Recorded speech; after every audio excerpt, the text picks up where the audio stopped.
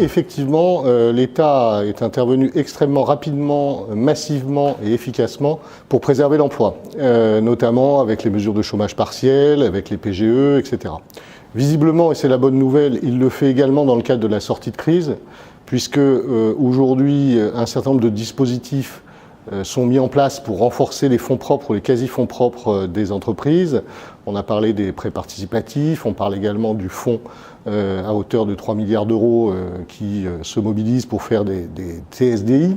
Donc renforcement des fonds propres et des quasi-fonds propres. L'idée, c'est passer la crise de liquidité, faire face maintenant à la crise de solvabilité pour permettre aux entreprises non seulement de financer leurs dettes, de financer la relance, mais surtout de pouvoir continuer à investir.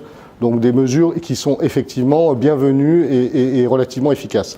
Là où l'État a été très efficace aussi, et c'est plus nouveau finalement, c'est dans l'adaptation du système législatif et de la réglementation en place.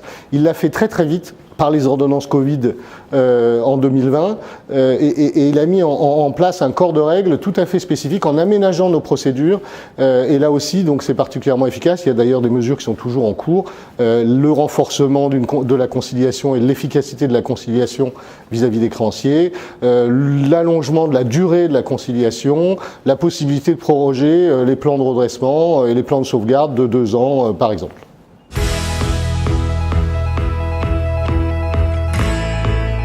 La spécificité française, c'est qu'on a une boîte à outils extrêmement complète pour traiter les entreprises en difficulté. On a des dispositifs amiables, on a des dispositifs judiciaires qui sont à la fois sophistiqués, à la fois complets, et donc on a une gamme tout à fait variée. Et ce qui est intéressant, c'est qu'on continue à l'améliorer. Là, on vient de créer le redressement judiciaire simplifié qui permet en fait, en 3 mois, d'arriver à monter un plan de retournement sécurisé pour l'entreprise. Donc c'est une procédure simple, rapide et efficace puisqu'elle dure au maximum 3 mois. Elle débouche forcément sur un plan de redressement, donc le chef d'entreprise n'a pas à craindre une éviction par un plan de cession. C'est applicable aux entreprises qui font moins de 20 salariés et qui ont moins de 3 millions d'euros de passifs. Donc il faut savoir que c'est les moins de 20 salariés, par exemple, si on prend les chiffres de 2020, c'est 94% des procédures cette année 2020, même si c'est une année un peu spécifique. C'est une procédure où les AGS n'interviennent pas, c'est-à-dire que l'entreprise doit être à jour de ses salaires. Et c'est une procédure souple parce qu'elle est destinée à une restructuration rapide financière. En gros, on restructure les dettes PGE, on restructure les dettes URSSAF, etc. Et donc, c'est pas une restructuration industrielle lourde. Si jamais on doit aller au-delà, il y a une possibilité de passerelle et on revient à la procédure générale avec un régime normal. Donc, ça n'est pas déceptif pour le chef d'entreprise, c'est sécurisant pour les créanciers, donc c'est relativement lisible. Donc, on pense que ça va être tout à fait efficace. C'est un dispositif temporaire qui durera que 2 ans.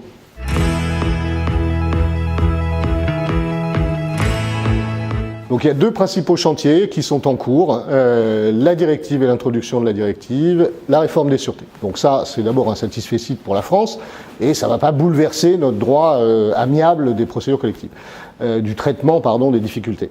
En revanche, il y a certains chamboulements quand même, notamment sur le classement des créanciers. C'est plus les comités en fonction de la nature de la créance, c'est des classes de créanciers en fonction de leur rang.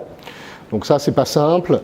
Il y a des dispositions aussi sur l'éviction de l'actionnaire et donc avec des débats sur l'évaluation de l'entreprise par des experts. Et là, il ne faudrait pas que ça ralentisse nos process avec des expertises sur expertise à n'en plus finir.